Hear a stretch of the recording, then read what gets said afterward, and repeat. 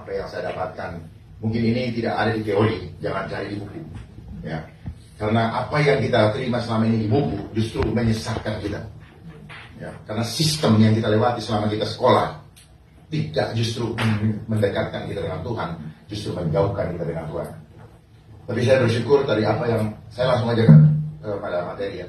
Apa yang disampaikan oleh pemapar sebelumnya itu mempersingkat saya untuk menyampaikan. Saya tidak perlu sampaikan sejarah dan sebagainya. Tetapi apa yang sudah disampaikan oleh Bung Karno, hasil dari tirakat yang dilakukan oleh Abah Hashim Asyari, itu kita anggap final.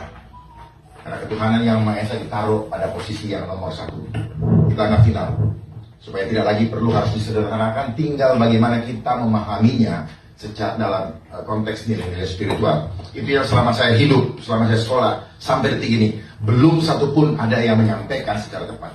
Bahkan di Purei dalam 36 butir makin bingung.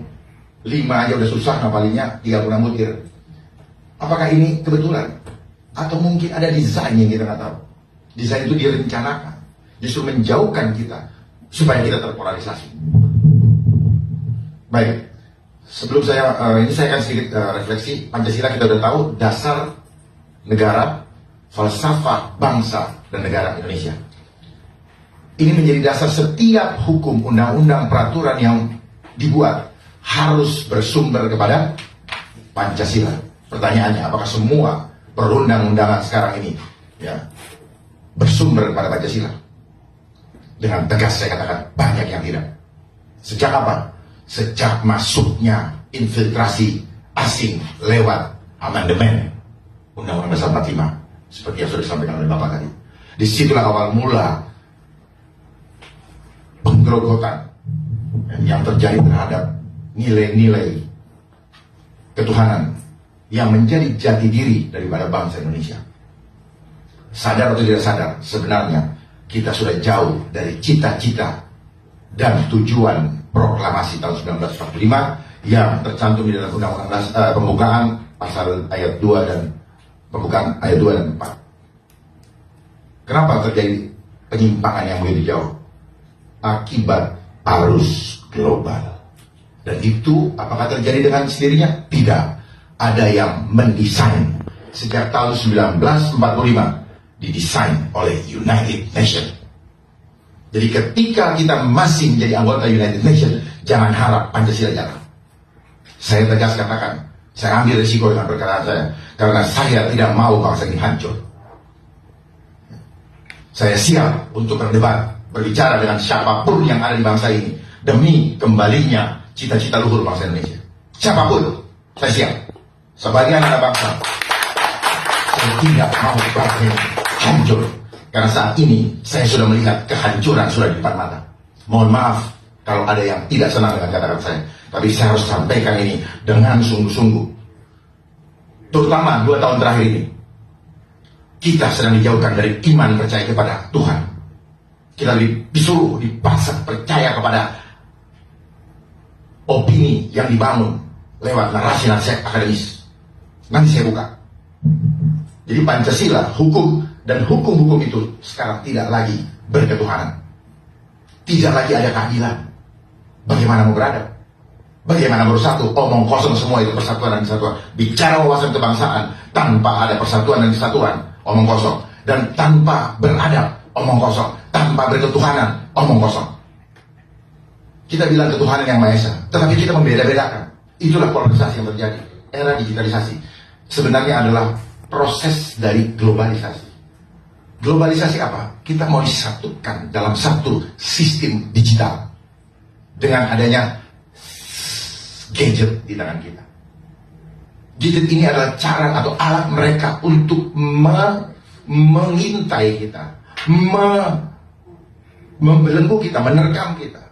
Karena kita hanya berpikir ini adalah teknologi, kemajuan teknologi, tapi kita tidak sadar ada udang di balik batu. Ya, awalnya saja kita senang, kita dibikin nyaman dengan adanya easy, kemudahan, speed up, kecepatan, comfort, kenyamanan, dan luxury. Itu aja kita dirayu pertama. Semua yang memarketingkan atau mendagang atau mempromosikan selalu bikin kita enak-enak. Tapi kehancuran bangsa dihancurkan lewat barang satu itu. Perselingkuhan di mana-mana lewat barang itu, mempercepat dan mempermudah. Jangankan selingkuh tubuh, selingkuh di pikiran sudah ada, dan itu akan mempermudah. Tapi dia sudah menaruh semua data kita di big data. Itulah cellular phone. Kenapa dibilang cellular? Karena sebenarnya dia mengcopy paste bagaimana Tuhan mencatat semua dosa kita. Makanya karakter-karakter orang sejak adanya gadget terbentuk sesuai dengan polanya mereka. Ini artificial intelligence, bukan kecerdasan buatan seperti yang dipromosikan di Google, bukan. Yang cerdas dia, kita yang goblok.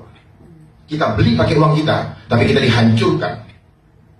Kita menyerahkan diri kita untuk dikontrol kemana-mana. Dia tahu apa dosa kita, ada semua di situ. Saya buka, dan di sini manipulasi luar biasa. Kita nggak pernah tahu berapa jumlah pulsa yang dipotong sama mereka. Pencurian luar biasa di sini. Kita beli pulsa, kita nggak tahu berapa yang kita pakai. Bagaimana cara mereka mengkonversikan menjadi angka, karena di ruang digital susah dibuktikan dengan mata. Luar biasa. Dan ini kekayaan yang luar biasa. Jadi kalau ada yang mengatakan perusahaannya rugi, itu bohong. Justru kita yang disedot tiap hari. Bayangkan, kali banyak, kali sering. Saya pernah jadi penyidik mengungkap bagaimana operator-operator itu menyedot pulsa kita dengan seenak-enaknya. Hanya sayang, di SP3 karena ada permainan. Padahal dulu dibuat di DPR ada pansus. Saya penyidiknya. Saya bertarung gitu. Saya disuruh luluskan. Ternyata yang nyuruh saya lulusin main mata di belakang. Saya alami semua. Makanya saya disitu banyak tahu. Memang sulit untuk membuktikannya. 3 bulan saya kotak-katik baru bisa, dan itu pakai ahli. Bahasanya kayak bahasa setan. Dia ketik-ketik itu kayak ketikan-ketikan yang setan. Sulit mengkonversi kilobyte menjadi angka. Oh, ini kalau bisa dibongkar ini skandal luar biasa. Kita hanya jadi apa ya? Konsumen, objek pemerasan tanpa kita sadar. Seperti apa yang terjadi sekarang? Yang orang pikir sekarang pada kaget ya. Tahun 2019 saya sudah sampaikan bahwa kita akan dibikin sebagai barang, kita jadi robot. Terbukti. Kenapa seperti barang? Kenapa? Ada barcode-nya. Tanpa kita sadar. Makanya kan QR code, peduli lindungi.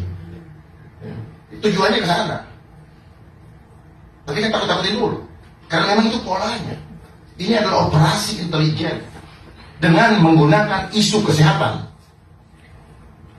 Kenapa? Bapak-bapak tertipu, maaf. Ya. Sesuatu yang tidak kelihatan kita lawan dengan fisik. Sesuatu yang spirit kita lawan dengan fisik.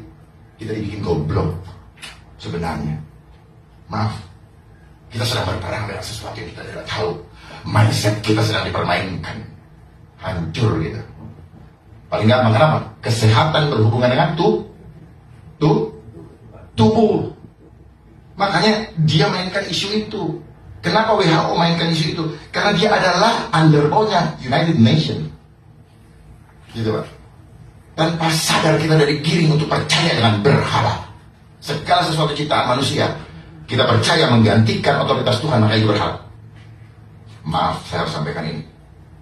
Saya tanggung jawab dengan apa yang saya sampaikan, dan kita bisa diskusi. Lari ke sana. Di mana-mana semua negara sekarang sama. Pakai masker, lockdown, pakai masker. Something wrong. Ini ada there is an order, ada perintah yang tersentralisasi, ada komando, ini garis komando. Masa kita yang katanya sudah sekolah, sudah punya pangkat tinggi, profesor segala macam, nggak bisa melihat udang di balik batunya? Mari kita diskusi, selamatkan bangsa ini.